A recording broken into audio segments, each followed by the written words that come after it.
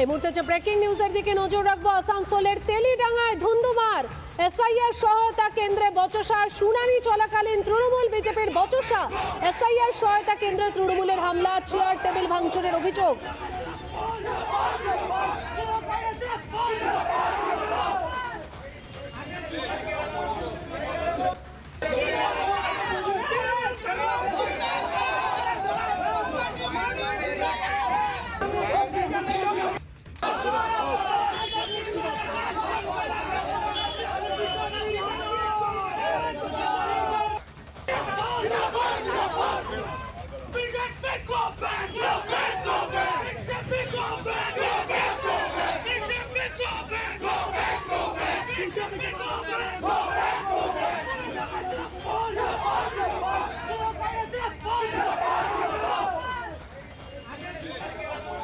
Slogan পাল্টা স্লোগানে উত্তপ্ত এলাকায় মোতায়েন বিশাল পুলিশ বাহিনী। আসানসোলের তেলিডাঙ্গায় ধুন্ধুমার, এসআইআর সহায়তা কেন্দ্রে বচসা, শুনানি চলাকালীন এসআইআর এর দ্বিতীয় ধাপ শুনানি পর্ব আজ থেকে শুরু হয়েছে।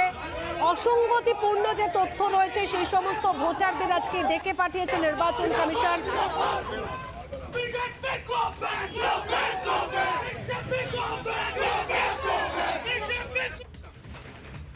দুটো ওয়ার্ডের আজকে হিয়ারিং ছিল।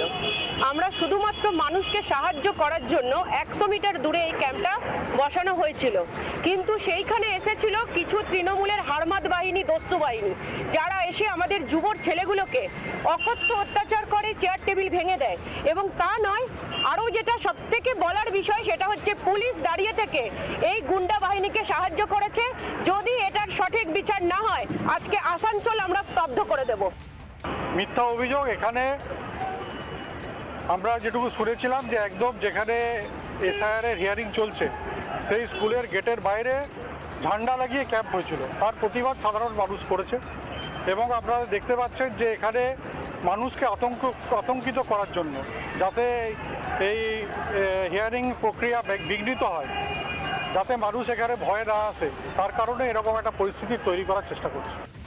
বোধহয় প্রশাসন থেকে, পুলিশ প্রশাসন, আমাদের এসডিও সাহেব ওনারা বলেছেন ওখান থেকে সরে যেতে। ওটাতে কিছু মিসকমিউনিকেশন হয়ে এই ঘটনাটা ঘটেছে। আমি তারপরে ভিজিট করার সময়ও দেখলাম কিছুটা ওই উত্তেজনা চলছিল।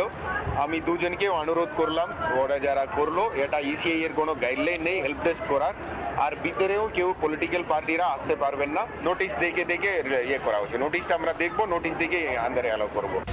নানা ধরনের কন্টেন্ট দেখার জন্য লাইক করুন, শেয়ার করুন আমাদের ফেসবুক পেজ, সাবস্ক্রাইব করুন আমাদের ইউটিউব চ্যানেল।